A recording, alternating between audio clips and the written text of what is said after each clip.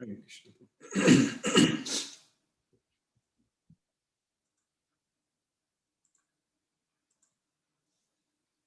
नमो विष्णुपादाय कृष्णपृष्ठाय भूतले श्रीमते Radhanath स्वामिनिति नामिने।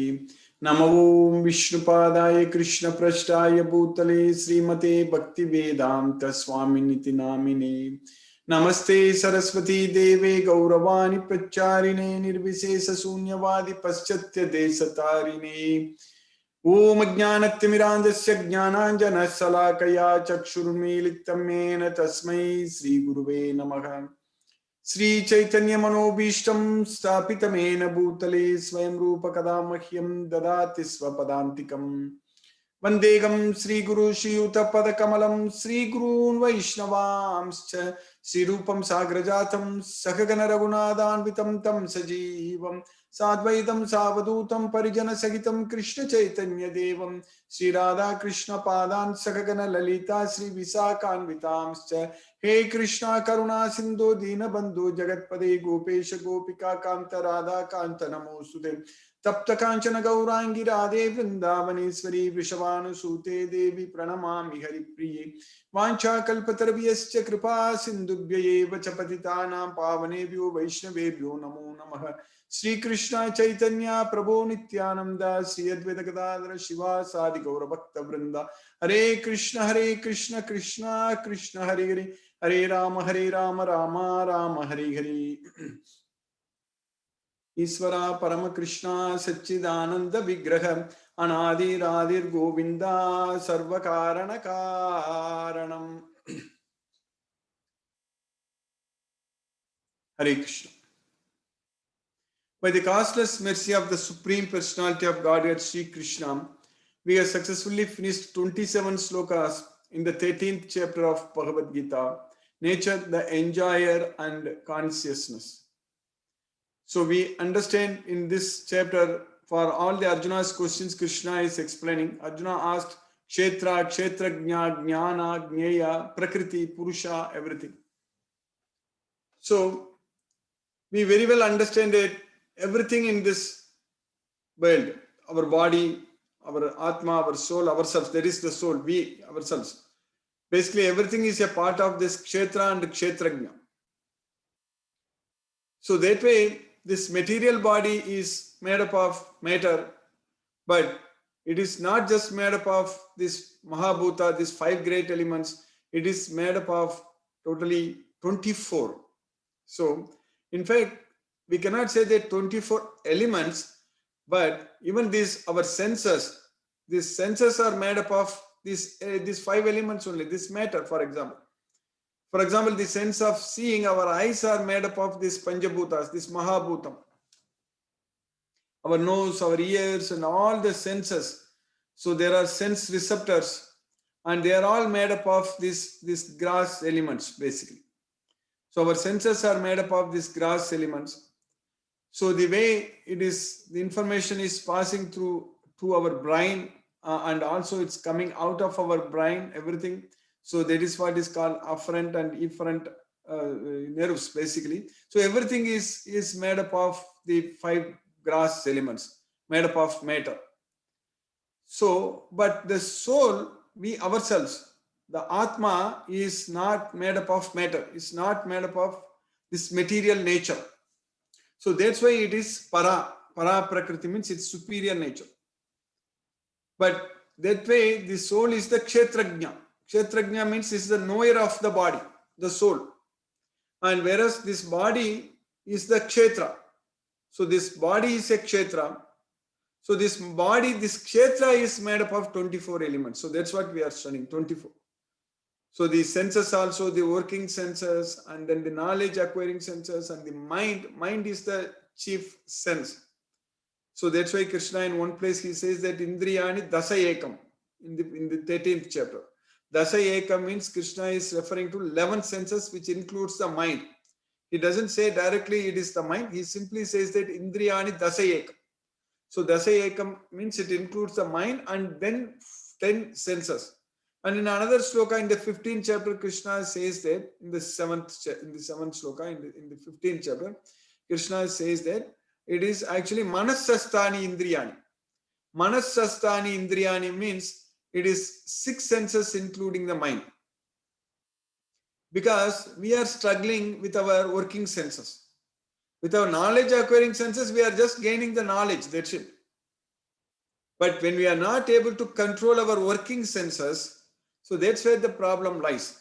So there Krishna is referring to karmendriyas. So the karmendriyas are the working senses with which we are actually acting.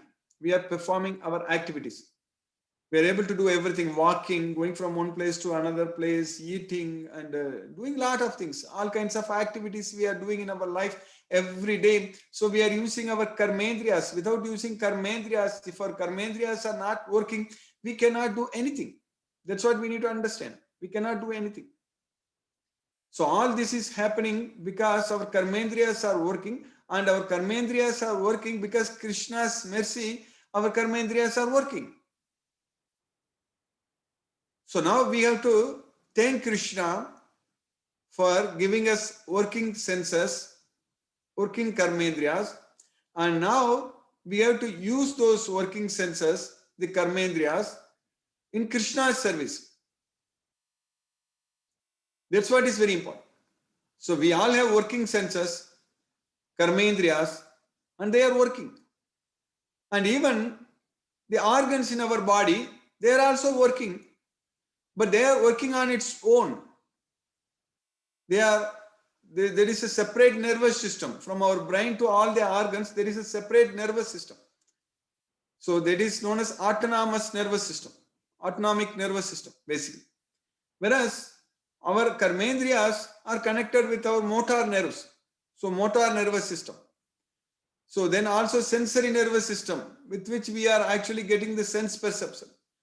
So we are able to do all our activities every day because all these senses are working. And now we have to effectively make use of these senses to liberate the soul. Because our senses are working, our karmendriyas are working, we are able to move around, we are able to move our legs and hands and everything, anus, genital, and then our voice, everything is working. So that means there is a lot of connections from our brain. The signals are all going. That's what it is working. It is these neurons are all very designed, very like in a complex system. Actually, it's a complicated system, but it is designed very nicely, very effectively designed to pass the signals from the brain to all the parts of our body, basically. So we are able to move our little finger because the brain, when we think about moving it, so immediately we are able to send the signal, and then we are able to pass the signal to our little finger, and we are able to move. It is working. But we need to be very careful. That's what is very important. If we misuse these working senses, we will put ourselves into trouble. If we get ourselves attached to the material sense objects, if you don't have the knowledge of Bhagavad Gita, if we don't have any attraction towards Krishna, if we are envious of Krishna, so that means we are misusing our senses. That means we are digging our own ground, burial ground, basically. We are burying ourselves. We are putting ourselves into trouble. When we don't have the knowledge of Bhagavad Gita, when we don't follow Krishna's instructions, when we are not able to fall in love with our Supreme Personality of Godhead, Sri Krishna, so then we are actually misusing, abusing our senses, our working senses. And that way we are binding ourselves to this material way. That's what we need to understand. We need to actually work in such a way that we can elevate ourselves, release from all the bondage. We should release ourselves from all the bondage to work, all the bondage to karma, to work in this way. So for that reason, we need to control our mind. We need to keep our mind as our best friend. Uddaret atmanatmanam natmanam avasadi. Uddaret atmanatmanam. We need to keep our mind under our control. We should not degrade ourselves. We should elevate ourselves. Uddaret. So, Krishna is teaching. Krishna is giving us that knowledge in Bhagavad Gita about how to control our mind. How to make our mind as our best friend. So if we just follow what Krishna says in Bhagavad Gita and then make our mind as our best friend, then we will be able to use our working senses in the right way, in the proper way. We won't abuse, we won't misuse. If our mind is under our control, if we are able to study, understand this Bhagavad Gita and fall in love with Krishna and do everything for Krishna's satisfaction, do everything. Do everything only for Krishna's satisfaction. So then by Krishna's causeless mercy, our mind will become our best friend. Then with the help of our mind, we can actually perform karma yoga. Karmendriyehi karma yogam asaktaha savisishyate. Asaktaha means not attached. That's what asaktaha. Asaktaha savisishyate. So we should not be attached to the results. So karmendriyehi karma yogam. We can perform karma yogam by regulating our working senses. Yastvindriyani manasa niyamya arapate Arjuna. If we do that, then we won't struggle hard in this material world. Manasastani prakristani karsati. Manasastani indriyani prakristani karsati. So Krishna is saying that this soul is of my nature, my amsa, mamaiva amsa, jiva loke, jiva bhuta, sanatanaga, so which is eternal, but it is struggling hard in this material world with 6 senses, including the mind. That's what manas sastani indriyani prakristani karsati. So we won't struggle hard in this material world if we control our mind, if we make our mind as our best friend. It is possible only by studying Bhagavad Gita, only by understanding Bhagavad Gita, only by following Bhagavad Gita. Otherwise, otherwise it is simply not possible to control our mind. No one can control their mind in this way. It is impossible. Only by focusing our mind on Krishna. That's what is very important. That's what is the very quickest way. Very fast, very quick, very fast. We can go to Krishna without any delay. Achirena adhigacchati. Yoga yukto munir brahma achirena adhigacchati. Nachirena adhigacchati. Nachirena. Jnanam labdva param shantim achirena adhigacchati. If you get this knowledge of Bhagavad Gita, we will attain supreme peace of mind without any delay. So we will attain Krishna without any delay if we have this knowledge of Bhagavad Gita.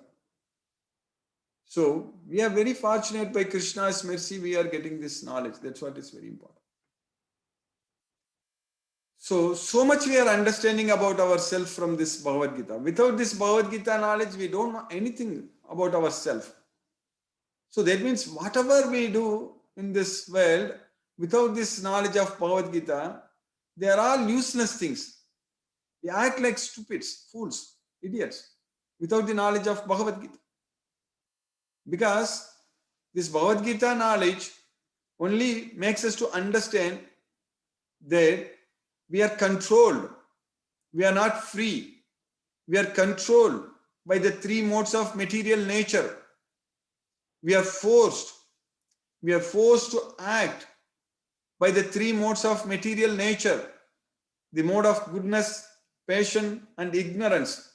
So they are forcing us, they are controlling us. So we get this knowledge only from Bhagavad Gita. And Krishna is asking us to come above these 3 modes of nature because he is above the 3 modes of nature. Mamyebhyaka param avyayam. I am above. Mamyebhyaka param avyayam. I am above the modes of material nature. But this whole world, they don't know. They are under illusion because they are tribihi gunamayihi bhavaihi yebihi sarvamidam jagat mohitam. So mohitam means they are under illusion. They are confused. They are bewildered because they are bewildered by the three modes of material nature. They don't know me. They don't understand me. So Tribhiki Gunamayegi Bhavegi Ebigi Sarvamidam Jagat Mohitam Nabijanati. Nabijanati means they don't know me, they don't understand me. Mamyebhyaka Param Avyam, because I am above the three modes of material nature. That's what Krishna is saying. So in order to understand Krishna, in order to know about Krishna, we just have to study this Bhagavad Gita. Because by studying, by reading, understanding all the slokas in Bhagavad Gita, we know about Krishna very, very well. We know about Krishna. We will fully understand about Krishna. Then there is no confusion at all. Then we are not bewildered anymore. Because our ignorance is dispelled by this shining lamp of knowledge. So, Krishna himself says in Bhagavad Gita that I shall destroy the darkness of ignorance by this shining lamp of knowledge. Krishna himself does that. Krishna can do that only for his devotees. Others who are not willing to listen to Krishna, Krishna cannot destroy their darkness. Those who don't listen to me, those out of enviousness, those who don't follow me, so they will be bereft of all the knowledge. So they will not have any knowledge. They will be always bewildered, always under ignorance. Etvetat abhyasuyanto nanutistanti me matam sarvajnana vimudatma vidhi nashtan achetasam. So only a devotee of Krishna who listens to Krishna, who follows Krishna, te me matam nidam nityam anutistanti manavaga. Shraddhavanto anasuyanto muchyante tepi karmavi. So those who follow my injunctions with faith, without envy, so they are freed from all reactions to their actions. They are freed from everything in this material world. They are freed from the bondage to birth, bondage to work, everything from this material world. So if we just follow what Krishna says, that's what is very important. If we just follow this Bhagavad Gita, if we study, understand this Bhagavad Gita and follow this Bhagavad Gita, then we are freed. Then there is no confusion, no illusion, and everything is very straightforward, everything is very clear. Then we will be able to effectively use this human life. All the time in our life is very, very precious. We should not waste any second. We should not waste any minute. Everything should be properly utilized in Krishna's service. Because the time is the one thing which we cannot buy. So we need to make use of this time when we have time. So otherwise we will get closer to death. When we get closer to death without the knowledge of Bhagavad Gita, without knowing about ourselves, without being ourselves able to remember Krishna at the time of death, our life is utter waste. It's total waste. It doesn't matter even if a person lives up to 100 years. It doesn't matter. But if he doesn't know about Krishna, if he is not able to remember Krishna, not able to chant Hare Krishna Maha Mantra, so then this life is waste. Spiritually speaking, it's waste. Materially speaking, a person may earn so much money, but nothing is going to help at the time of death. No one can help. No one will help. No one can help at the time of death. So only Krishna is with us. At that time, we need only Krishna's help. When we are ready to die, we need Krishna's help. Krishna is ready to help us. So he is there with us in our heart as the super soul. We need to realize that. So with that knowledge, if we study Bhagavad Gita, if we see Krishna in our heart as the super soul, when we realize that, then our life is full of bliss. So that's why in the previous sloka, in the sloka yesterday, what we studied in the 27th sloka, Krishna said that, Yavat sanchayate kinchit Sattvam stavara jangamam kshetra kshetrajna samyogat tadvidhi bharatarshava. So whatever is which is yet to be produced, everything, whether either it's moving or non-moving, immovable or immovable, so everything is just kshetra kshetrajna samyoga. So everything is the combination of field of activities and the knower of the field. So that's what you understand. Tadvidhi Bharatasam. Now in the sloka number 28, Krishna is saying, Krishna is teaching us in the next sloka. Samam sarveshu bhuteshu tishtantam parameswaram vinasyatsva vinashyantam yapashyati sapashyati. Samam sarveshu bhuteshu tishtantam parameshwaram. Parameshwaram is the Supreme Personality of Godhead, Sri Krishna, the Supreme Controller. So that's what is the Parameswaram. So he's the Super Soul, Paramatma. So Upadrishta, Anumanta, Bharta, Bhokta, Maheswaraga, Paramatme iti chayuktaga. Degeshvin Purushaka Para. So Paramatma. So that Parameshwaram. So that the Super Soul, Krishna. So he is there equally in all living entities. So all these living entities where Krishna is seated in everyone's heart, so Krishna and all the souls, everything, they are vinashyatsu avinashyantam. So they are inside this body which is destructible, but they themselves are not destructible. So avinashyantam. Avinashyantam means they are not destroyed. So the soul and super soul, they are not destroyed. They are always there. Na hanyate hanyamane sarire. When this sarira, when this body is destroyed, the soul is not destroyed. The super soul is not destroyed. So that's why na hanyate hanyamane sariram. So vinasyat avinashyantam ya pashyati sa pashyati. When who is able to see like this, he is actually really seeing. So he only is really seeing. One who sees the super soul accompanying the individual soul in all bodies and who understands that it is there. Krishna is very clearly teaching us that understands. So it neither the soul nor the super soul within the destructible body is ever destroyed, actually sees. That's what Krishna is saying. So he only is actually seeing. So by Krishna's causeless mercy, we have successfully studied the sloka number 28 in the 13th chapter of Bhagavad Gita. Hare Krishna. I will stop now and we'll discuss if any questions are there. Hare Krishna.